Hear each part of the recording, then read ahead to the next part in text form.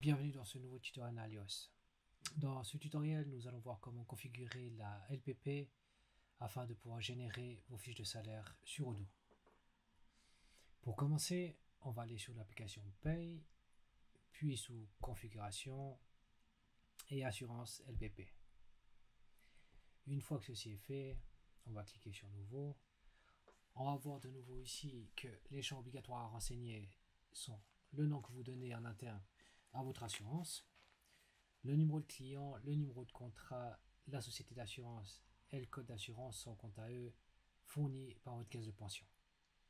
Puis si vous voulez ajouter l'adresse de votre société d'assurance ou numéro de fonds si vous avez plusieurs fonds différents au sein de votre entreprise, vous pouvez le renseigner à votre guise. Prenons l'exemple ici avec AXA Winterthur par exemple.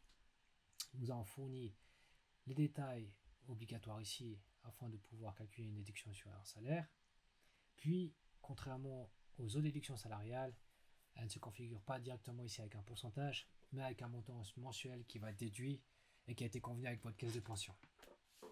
Donc, vous allez soit depuis ici sous attachement au salaire, qui va vous amener aux ajustements salariaux ici, soit vous allez sous contrat, ajustements salariaux, qui vous ramène au même endroit.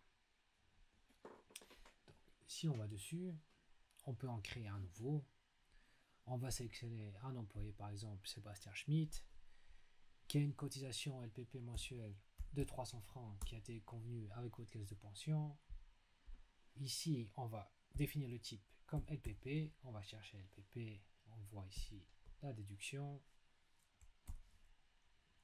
On colle ici sous description pour le libellé. Puis ici, vous définissez la date de début et la date de fin. 1er janvier 2024. Puis ensuite, regardez bien que la date de fin estimée est toujours au 1er janvier 2024. Maintenant, on va mettre un montant total de 3600 francs, qui est l'équivalent de 12 mois de cotisation. Et Odoo va automatiquement mettre à jour la date de fin estimée en se basant sur ces deux montants.